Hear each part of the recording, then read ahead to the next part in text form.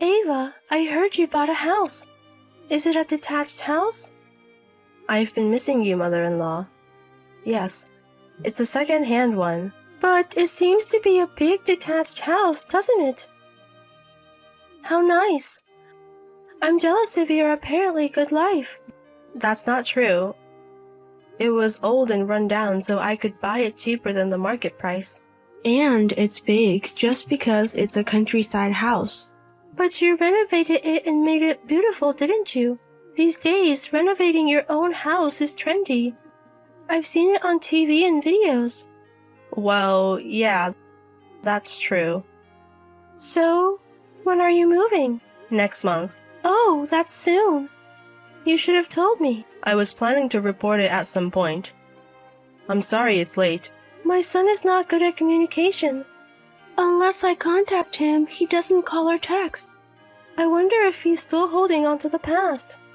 Are you talking about the story that you guys used his scholarship money a long time ago? Oh, you've heard about it. Used the scholarship money in gambling. Right. My husband squandered it on horse racing. Because of that, he became a struggling student. I heard he had to work part-time a lot. But most of his part-time job money was taken by his father. Life was hard at that time. I had no choice but to use my son's part-time job money to repay the debt. I feel bad for my son, but I guess it can't be helped. We're a family, we have to help each other. But he ended up bearing the repayment of the scholarship money you squandered in gambling, right? Yes. Originally, the person who received the scholarship should repay it. Even if we say squandered it, it wasn't the full amount. It's also true that we used it for his tuition. It's only natural for him to repay it. I feel like my husband's burden is too great. But he's working for a good company now, isn't he? And he has the financial power to buy a detached house. Repaying the scholarship wouldn't be a big deal, and my son agreed to it. Is that so? Well, who cares about that anymore? I contacted you because I have something important to talk about. Something important? Yes. We've decided to live with you. See you next month. Excuse me? You mean live together? Yes. It seems you've bought a very large house. It's too big for two people to live in it. We also wanted to live in a detached house with a garden, so we thought it would be just right. Please wait a moment. It's hard for me to respond to such a sudden proposal. You haven't talked to my husband about this, have you? It'll be fine with my son. He'll definitely agree. He's always been a good listener. But that's a problem. We have our own circumstances too. What circumstances? My husband was recently diagnosed with a disease. Cancer. Cancer? This happened right before we're about to move. We're still shocked. My husband will have a tough fight with the disease from now on, so we don't have the luxury to think about living together. No, if that's the case, it's even more perfect. I can help with nursing care. So let's live together. No, I can do it by myself. Anyway, we don't have the luxury to live together. What are you talking about? It's hard to take care of him and do housework all by yourself, isn't it? What if you get sick too? If there were more people doing the housework, it'll be easier for you. You can focus on my son's treatment. That might be the case, but... Right? Leave it to me. Let's live happily together. Mother-in-law? What is this terrible state of the house? I was away for just one day and it's like a garbage dump. Welcome back. If you're back, please clean up. The kitchen smells. Please do some of it yourself. And please don't let my husband drive. Now is the time when he's feeling the worst from the side effects. But it was raining, so it can't be helped. We can't go anywhere without a car in such a rural area.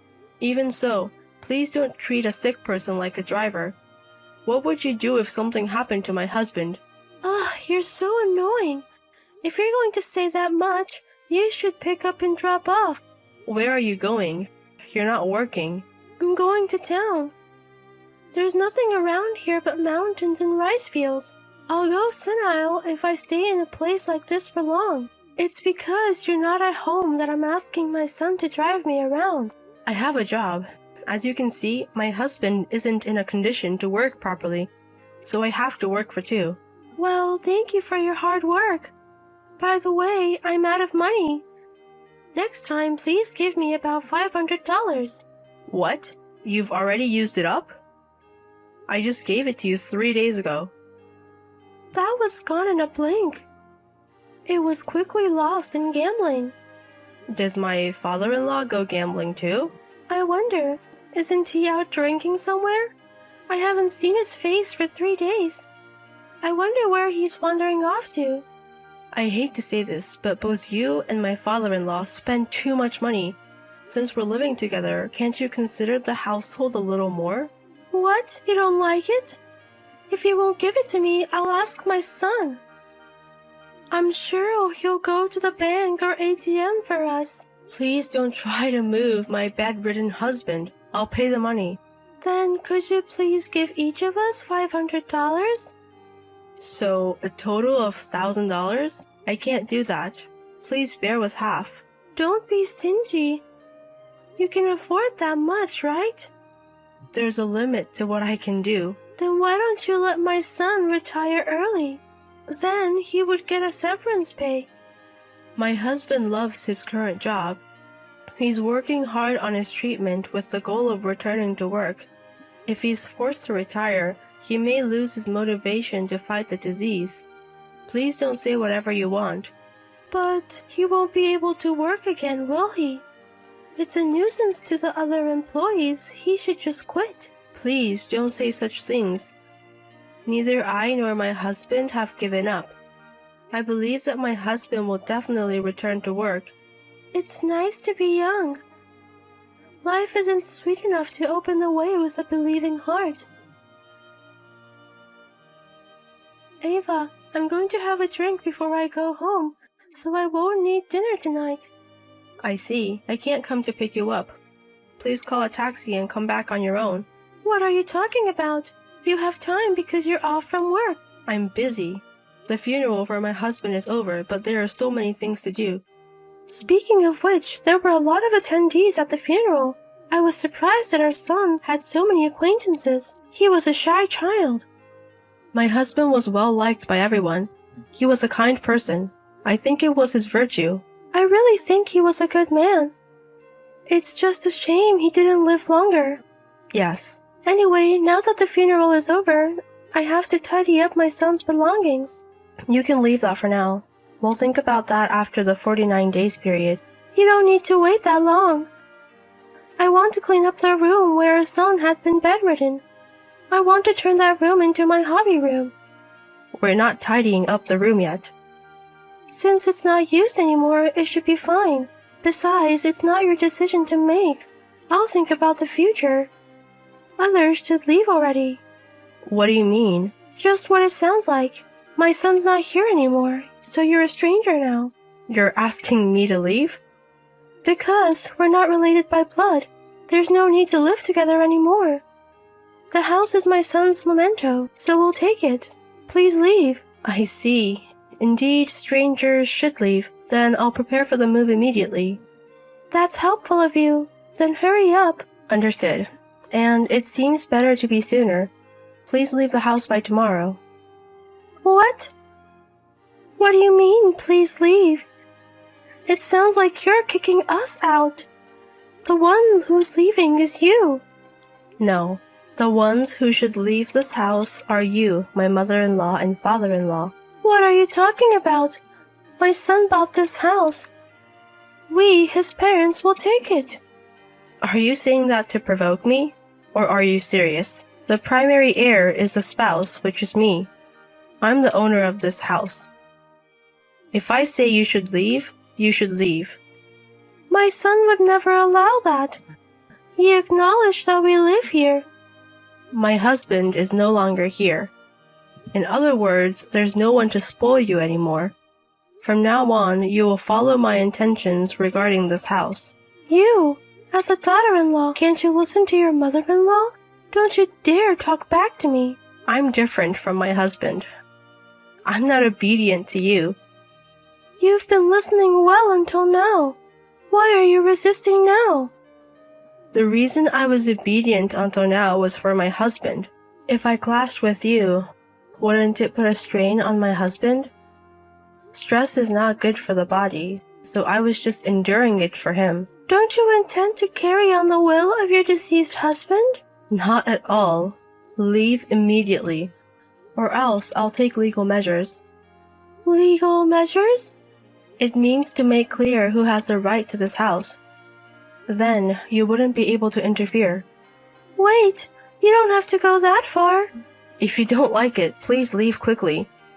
If you resist, I'll resort to legal measures immediately. In any case, you have no choice but to leave. So please, do so sooner. Wait a minute, even if you want to kick us out, it's a problem for us too if you say it out of the blue. You're not a monster to suddenly throw two old people out of their house, are you? Who knows? I might be a monster. Did your dissatisfaction with us finally explode? I got it. Give us some time to prepare to leave. You're just saying that to stay longer, aren't you? I'm tired of your lies. Before we started living together, you said you would help with nursing and housework, but in the end, you used us and did nothing yourself. You even used my sick husband without hesitation. I've had a backache recently. I wanted to help. If you have the energy to gamble all day, even with a backache, I think you could have done something. You're always making excuses and being easy on yourself. I'm really fed up. To be honest, I don't want to deal with you anymore. You don't have to say that much. Anyway, please wait a moment. Please, okay? No extensions. I've been patient until now. What is this? All of our stuff is outside. Didn't I tell you to leave by tomorrow? I said there would be no extensions. Are you serious? Are you planning to throw us out? As I told you, mother-in-law, I'm not as lenient as my husband. Because we're strangers after all. But that doesn't mean you have to resort to such drastic measures. That's too much. I'm sure our son would be disappointed in you. No, I don't think so. This is also what my husband wanted. He has already given his consent. How did he give his consent? He's already dead, you know. Before he died, my husband told me. He apologized to me for causing me trouble by allowing you to live with us. He cried and apologized to me many times. And he told me to abandon you after his death. What? There's no way our son would say something like that. He clearly said so. He even left it in writing. He probably saw this coming with you making a fuss. No way. Our son, who was always obedient. Hey, mother-in-law. Did you ever wonder why your son was so obedient? Why he endured all the unreasonable treatment? Our son didn't think it was unreasonable. He was always obedient to his parents. But he said that his parents were toxic. He was aware that he was being exploited by his parents, and he knew that he shouldn't cause trouble for me, his wife. So at first, he tried to refuse to live with you. Huh? But in the end, he accepted to live together. Why do you think that is? I couldn't understand it at all. If I had such troublesome parents, I would dump them in a heartbeat. I may not be able to survive if I abandon them. But I don't care about that. That's because our son is kinder than you. Exactly. No matter how trashy his parents were, he loved them. There probably is only one person in this world who loves you, but that one person is gone. What are you trying to say? There's no one left in this world who loves you. There's no love between you and your father-in-law, is there? You're just two lonely pieces of trash leaning on each other. What did you just say? Who's trash? But you weren't trashed from the start, were you? Huh? My husband often told me about his memories of when he was a little kid. In the old days, when my husband got sick, you took care of him all night. You used to go on picnics with him carrying a lunchbox going to the zoo. You took him to various places. Did my son tell you that? But you became trash because of the influence of my father-in-law. My husband agreed to live together because he believed in you. You might have had a change of heart. You might have really proposed to live together for the sake of taking care of him. With that hope, he decided to accept the cohabitation. Hope? But that hope was shattered. You betrayed my husband. What are you talking about? You're just making stuff up. There's a can of sweets among the luggage I've taken out. Please open it. What is this? It belongs to my husband, but I don't need it, so I'll give it to you. So what is it? Inside, there's a gold medal made of origami. Do you remember it? When my husband was sick and couldn't participate in the sports day, he was depressed. You made it for him, didn't you? Huh? The one I made 30 years ago? Did he keep it all this time? My husband cherished his moments with you. He loved you. No matter how many times he was betrayed, no matter how unreasonable it was. I didn't know he felt that way. Even if you regret it, it's too late. Your son is no longer in this world. What else did my son talk about? He told you about his past memories, didn't he? Tell me.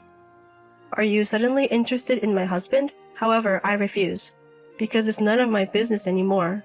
I apologize for everything that happened so far. So please. It's too late to apologize now. My husband is no longer in this world. Regret and regret until the very end, and this house is mine alone, because I was the only one who reciprocated my husband's love. After that, my father-in-law was screaming in front of the house for a while, but my mother-in-law eventually stopped him. I suppose my story must have struck a chord with her. My mother-in-law, holding the dirty candy can in both hands as if it were precious, took my father-in-law away. Since then, I have lost contact with my in-laws, and I heard through the grapevine that they divorced. And 2 years after my husband's death, when I visited my husband's grave, I saw my mother-in-law. When she noticed me, she bowed deeply and left. She seems to have gotten her act together. My husband may have sacrificed his life to change his mother's mind. I am still living in that house, surrounded by dogs and cats. Although a lot happened in this house, the only memories that come to mind are the happy ones with my husband. I intend to protect